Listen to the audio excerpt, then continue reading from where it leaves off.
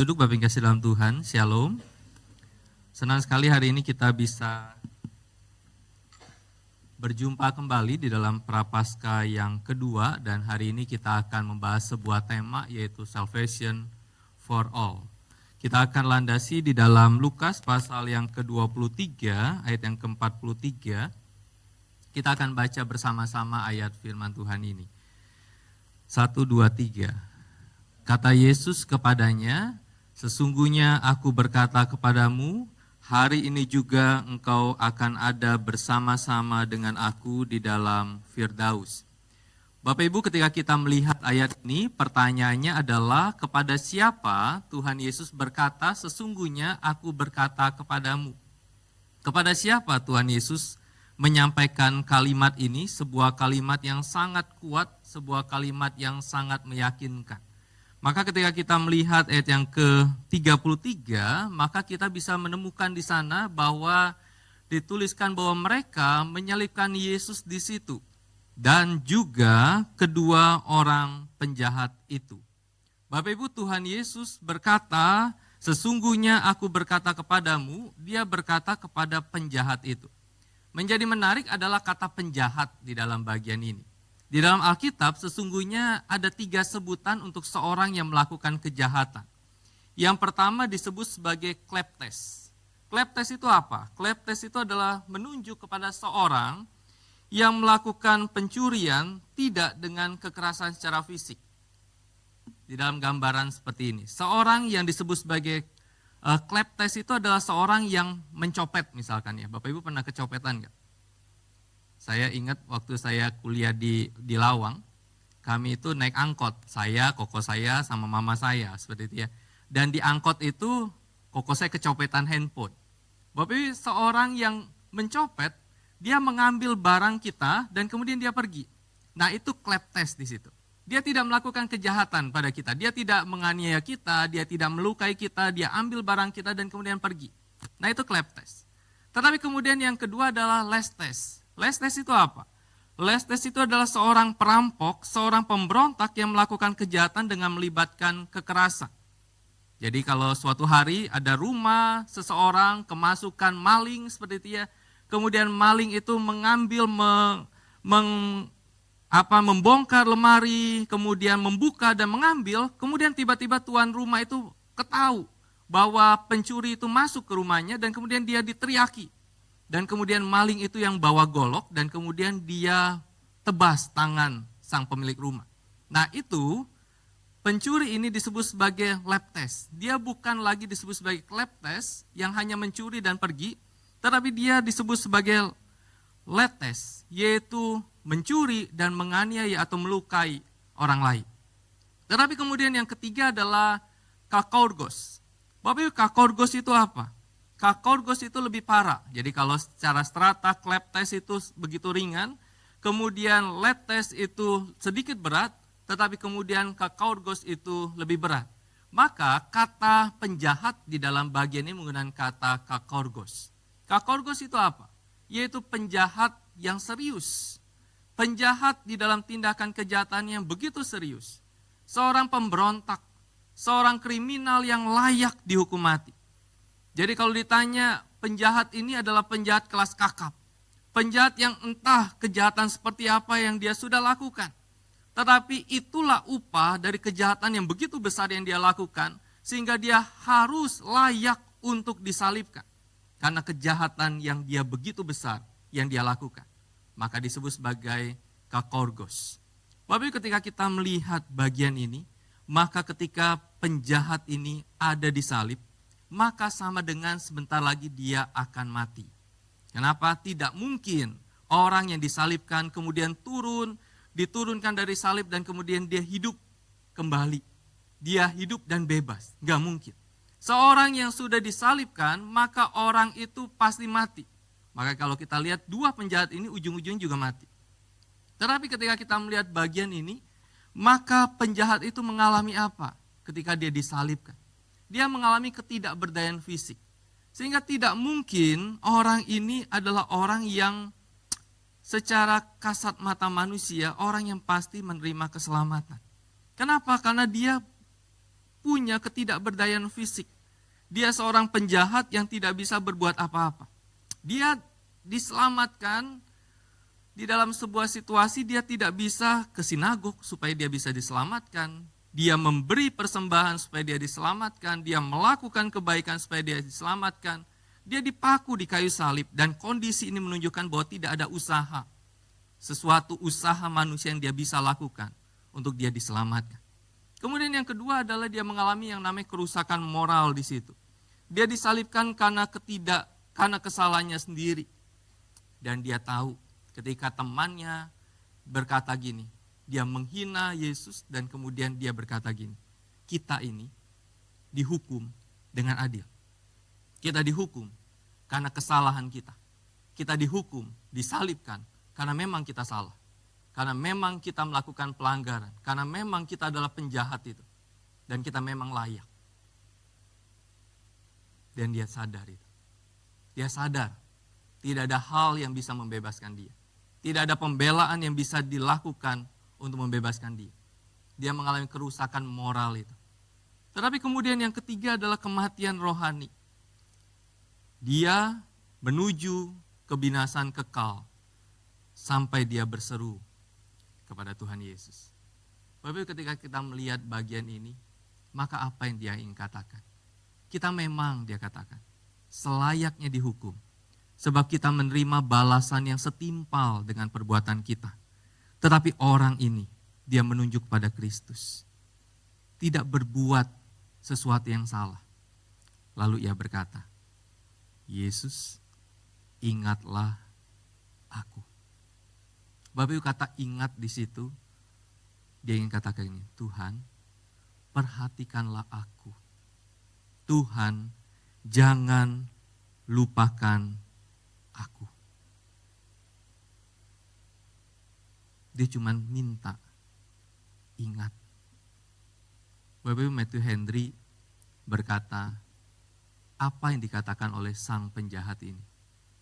Ini adalah doa dari seorang pendosa yang hampir mati kepada sang juru selamat yang juga ada di ambang kematian. Doa dari seorang pendosa yang hampir mati, pasti mati, kepada sang juru selamat yang juga ada di ambang kematian. Matthew Henry berkata ada keteguhan dan kesungguhan di dalam doa ketika dia berkata ingatlah akan aku. Ada kesungguhan, ada keteguhan sebab dia sedang meregang nyawanya dan saat memohon Tuhan, ingatlah akan aku dan itu saja cukup untukku. Aku tidak mau apa-apa lagi. Ke dalam tangan-Mu aku serahkan perkaraku. Bapak ketika kita melihat bagian ini, sang penjahat itu berkata, Yesus, ingatlah akan aku. Kemudian apa yang dikatakan oleh Tuhan Yesus? Tuhan Yesus berkata gini, sesungguhnya aku berkata kepadamu hari ini juga engkau akan ada bersama-sama dengan aku di dalam Firdaus. Sesungguhnya aku berkata kepadamu. Bapak Ibu saya coba di dalam persiapan saya cari apa sih kata yang digunakan di situ. Kata yang digunakan di situ adalah ini. Amin, soi, lego. Bapak umumnya kata amin itu ditaruh di belakang. Paulus nuliskan dia taruh kata amin itu di belakang. Kalimat-kalimat dalam doa kita taruh kalimat amin itu di belakang. Tetapi ketika Tuhan Yesus berkata sesungguhnya, dia gunakan kata amin di situ. Amin, aku berkata kepadamu. Ini adalah penyataan otoritas ilahi daripada Tuhan Yesus. Ini adalah jaminan mutlak ketika dia berkata, aku berkata kepadamu. Ini adalah sebuah kepastian yang tidak bisa dibatalkan. Tuhan Yesus tidak sedang menawarkan kemungkinan keselamatan. Dia tidak berkata ketika penjahat itu berkata, ingatlah akan aku, dan kemudian Tuhan Yesus berkata, mungkin engkau saat ini sebentar lagi bersama-sama dengan aku di Firdaus. Mudah-mudahan, semoga engkau saat ini bersama-sama dengan aku di Firdaus kalau kita mati berdua. Enggak. Dia berkata bahwa dia memberikan kepastian itu. Karena dia memiliki kuasa atas hidup dan mati. Bapak Ibu, keselamatan bukan ditentukan oleh kondisi kita. Keselamatan bukan ditentukan oleh prestasi kita. Keselamatan bukan ditentukan oleh masa lalu kita. Tetapi ditentukan oleh Yesus. Oleh siapa Yesus itu? Dia adalah Allah yang berotoritas. Maka ketika ia berkata, hari ini engkau bersama aku, itu menjadi sebuah keputusan kekal yang tidak dapat diganggu gugat dari siapapun. Mungkin kita berkata gini, tapi kan dia belum turun. Penjahat itu tidak turun dari salib dan kemudian dia dibaptiskan. Bapak Ibu, saya ingat ketika memorial Bapak Susan, adik dari istrinya Bapak Susan, ketika selesai ibadah memorial, kami ngobrol seperti itu ya. Dan kemudian adik dari istrinya ini tanya sama saya, betulkah Bapak Susan sudah percaya sama Tuhan? Saya bilang, saya nggak pernah ketemu semasa beliau hidup. Saya hanya dengar kabarnya dari Pak John, saya bilang. Karena kita nggak pernah ketemu kan. Pak John juga ketemu sama almarhum ketika dia dirawat di rumah sakit. Pak John di sini, almarhum di sini, sama-sama dirawat. Tetapi saya bilang, kalau beliau percaya sama Tuhan, beliau selamat. Seringkali orang berpikir bahwa seseorang itu diselamatkan dengan dia percaya pada Kristus, plus dengan dia sudah dibaptis. Bapak Ibu, baptisan itu tidak pernah menyelamatkan.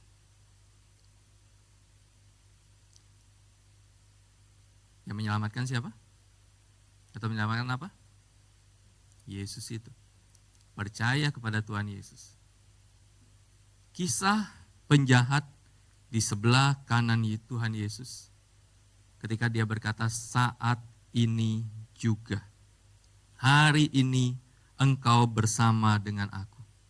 Ini menjadi sebuah keputusan kekal yang tidak dapat diganggu gugat oleh siapapun. Hal yang sama yang kita terima dari Tuhan. Bapak Ibu, pernah gak sih di dalam status kita sebagai anak Tuhan, kemudian orang bilang gini, kayaknya dia dulu ya, anak yang badung. Kayaknya dia dulu itu anak yang gak mungkin lah menjadi anak yang percaya sama Tuhan.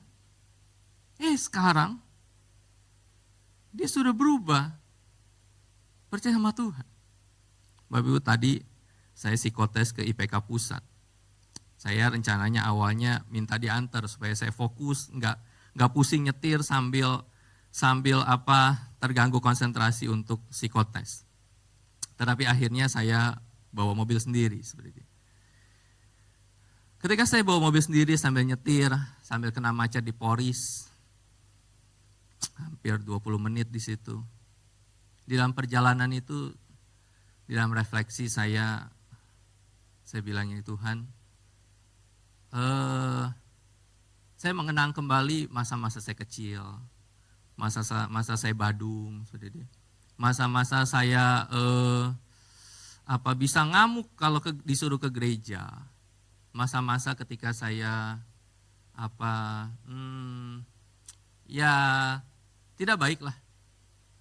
Tetapi di dalam perjalanan ke IPK Pusat, kemudian saya bilang ini, Tuhan, iya ya, Roni yang dulu badung seperti itu, yang dulu kayaknya ngelawan orang tua seperti itu.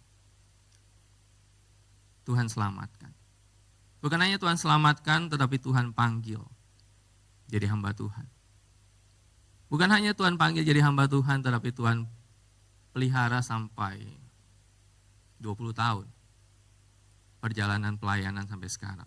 Sejak saya lulus 2006. Bapak Ibu, ketika Tuhan pilih kita, mungkin banyak orang berkata, kamu gak layak. Tetapi Tuhan bilang, memang dia gak layak. Tetapi aku layakkan dia. Kamu gak patut jadi anak Tuhan. Mungkin Tuhan bilang gini, memang dia gak patut jadi anak Tuhan. Tetapi aku pilih dia, aku jadikan dia anak Tuhan. Supaya dia menyaksikan orang yang tidak patut dipakai Tuhan untuk sesuatu yang patut. Bapak Ibu, salvation for all berasal dari otoritas Yesus, bukan dari dunia. Kita bisa percaya pada Tuhan berasal dari otoritas Yesus, bukan dari mau kita. Saya cukup sedih ketika ada orang yang berkata, tunggulah kalau saya mau percaya, saya percaya. Kalau saya nggak mau percaya, saya nggak mau percaya. Seakan-akan keselamatan itu karena mau kita. Enggak. Keselamatan itu bukan karena mau kita. Tetapi keselamatan itu karena otoritas Tuhan Yesus yang mau memilih dan menyelamatkan kita. Bukan karena mau kita. Kemudian yang kedua, Tuhan Yesus berkata gini, hari ini juga engkau akan ada bersama-sama dengan aku di dalam Firdaus. Bapak Ibu, ini adalah sebuah kepastian keselamatan dan hidup kekal bagi setiap orang yang bertobat. Tuhan Yesus memberikan jaminan hidup yang kekal, dan hidup itu dimulai sejak seorang berbalik kepadanya dan menerima Dia sebagai Tuhan dan Juru Selamat. Ketika kita sungguh-sungguh mengenal Kristus, percaya kepadanya, hidup di dalam ketaatan pada firman-Nya, kita memiliki keyakinan bahwa kita telah dipindahkan dari kematian kepada kehidupan. Seorang yang bernama Calvin Miller, seorang penulis dan profesor berkata gini, perkataan Tuhan Yesus sebagai sebuah seruan salib yang menggambarkan kekuatan transenden Yesus saat Ia menyatukan masa kini dengan masa kekal, dengan berjanji untuk memberikan istirahat bagi jiwa kita di surga yang abadi. Sehingga bagi setiap orang tidak pernah terlambat untuk memandang kepada Tuhan Yesus dan memperoleh kehidupan. Karena keselamatan adalah kasih karunia melalui iman kepada Kristus. Dan tidak bergantung pada tindakan yang perlu manusia lakukan dulu supaya dia diselamatkan. Iman kepada Kristus yang menjamin kita memperoleh pengampunan dosa dan hidup yang kekal itu. Karena itu kita kenal dengan istilah sola gratia. Keselamatan adalah anugerah Allah. Semuanya karena anugerah. Bapak Ibu, penjahat di kayu salib tidak punya kesempatan memperbaiki hidupnya. Dia tidak bisa berbuat baik, tidak bisa mengganti kesalahannya, dan tidak bisa membuktikan pertobatannya dengan tindakannya. Ia hanya bisa percaya. Dan justru disitulah anugerah Tuhan bekerja yang membuat dia percaya. Keselamatan tidak diberikan karena kita layak, tetapi karena Allah penuh kasih. Bukan karena perbuatan kita, tetapi karena anugerah Allah. Kita adalah manusia berdosa yang tidak mampu menyelamatkan diri sendiri. Namun Allah dalam kasih karunia-Nya memberikan keselamatan sebagai pemberian yang cuma-cuma melalui Kristus. Kita semua manusia berdosa. Bapak Ibu, ketika saya merenungkan poin yang kedua ini, persiapan saya ingin kasih ilustrasi Pak Susan. Kemudian yang kedua adalah papa saya. Papa saya itu sepanjang hidup beliau belum pernah ke gereja seingat saya. Kami pindah ke Bandung dari Lahat. Beliau langsung dirawat di rumah sakit. Jadi kami pindah itu karena papa masuk rumah sakit. Dan seingat saya beliau sejak itu juga tidak pernah ke gereja. Dirawat di rumah sakit. Dan kemudian rekan-rekan gereja tempat kami beribadah itu rajin untuk datang, mendoakan, memberitakan Injil kepada beliau. Tidak pernah ke gereja karena sakit. Dan akhirnya dipanggil pulang oleh Tuhan. Tepat ketika ulang tahun keponakan saya yang pertama.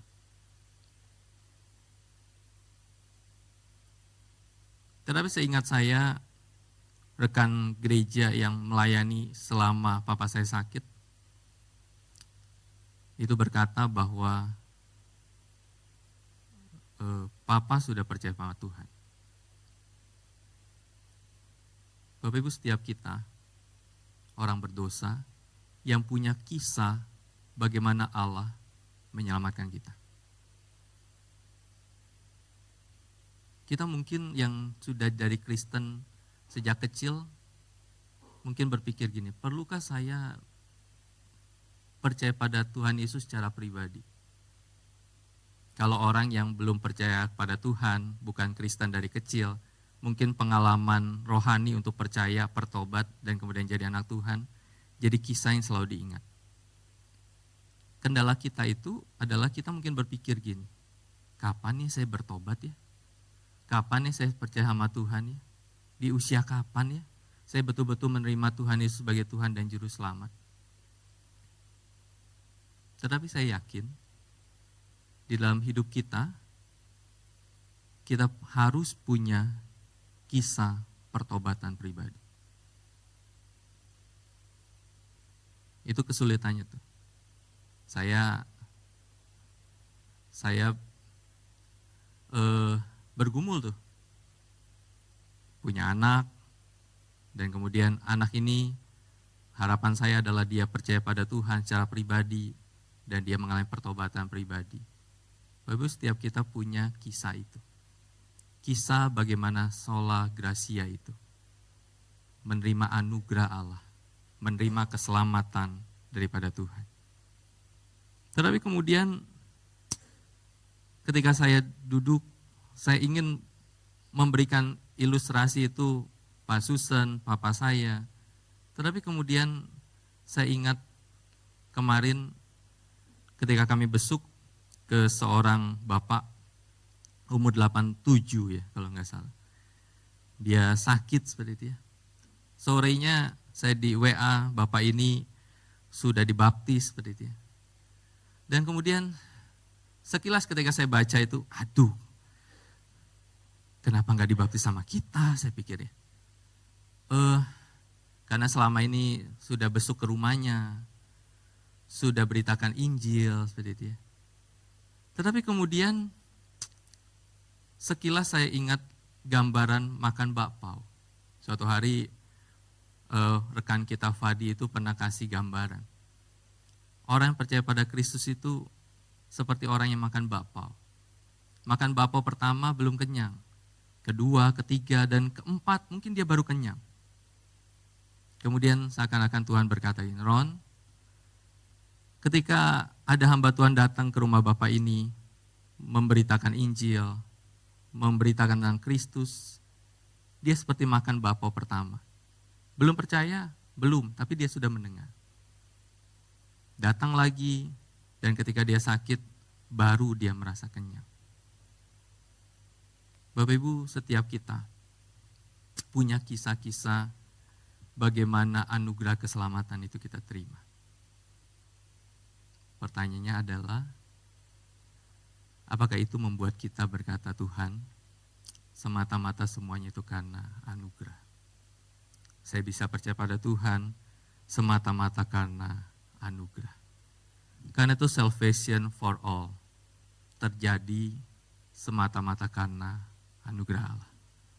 Bapak Ibu ada di tempat ini, disebut sebagai anak Tuhan, percaya pada Tuhan semata-mata karena anugerah Tuhan. Sehingga jika kita sudah menerima anugerah keselamatan, jangan biarkan orang yang kita temui tidak mendengar tentang Tuhan Yesus. Karena di luar Dia tidak ada keselamatan. Kecuali Bapak Ibu yakin bahwa di luar Kristus ada keselamatan, beda lagi tuh. Tapi iman kita berkata di luar Kristus, di luar percaya pada Kristus, tidak ada keselamatan. Karena kita sudah diselamatkan karena anugerah, kita dipanggil oleh Tuhan untuk memberitakan kabar keselamatan itu. Pasti orang yang mendengar itu percaya pada Tuhan, bukan urusan kita. Panggilan dan urusan kita adalah memberitakan. Dan orang itu percaya, itu pun anugerah. Bukan karena kemampuan kita. Orang itu belum percaya, itu pun masih ada waktu. Selama belum titik, selama dia masih hidup, masih ada waktu itu.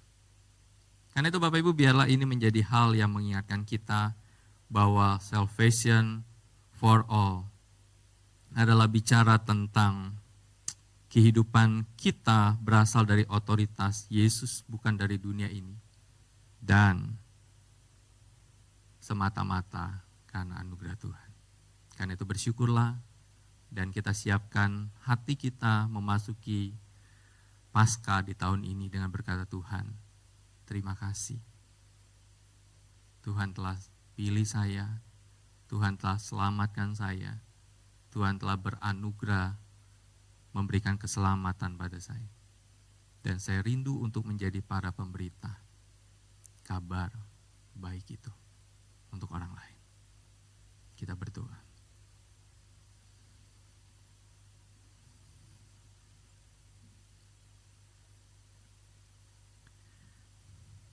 Tuhan, terima kasih untuk waktu ini. Kami mungkin tidak ingat lagi kapan kami percaya dan menerima Tuhan Yesus sebagai Tuhan dan Juru Selamat kami pribadi. Atau mungkin di antara kami yang merasa bahwa bukankah kami sudah dari kecil ke gereja, sudah pelayanan, sudah dibaptis. Bukankah itu otomatis menunjukkan bahwa kami percaya kepada Tuhan? Dan membuat kami tidak lagi merefleksikan pertobatan secara pribadi itu di hadapan Tuhan. Tuhan, biarlah kisah penjahat di sebelah Tuhan Yesus yang berkata, Tuhan ingatlah akan aku. Dan Tuhan Yesus berkata, amin. Saat ini juga kamu menerima keselamatan itu. Tuhan, terus tolong kami. Biarlah kami tidak puas dengan keselamatan yang kami miliki, tetapi dengan keselamatan yang kami miliki membuat kami terus rindu untuk dipakai Tuhan, untuk memberitakan kabar keselamatan itu. Karena di luar Kristus, kami percaya tidak ada keselamatan yang Allah berikan selain daripada Tuhan Yesus Kristus. Terima kasih Tuhan, dalam nama Tuhan Yesus kami berdoa. Amin.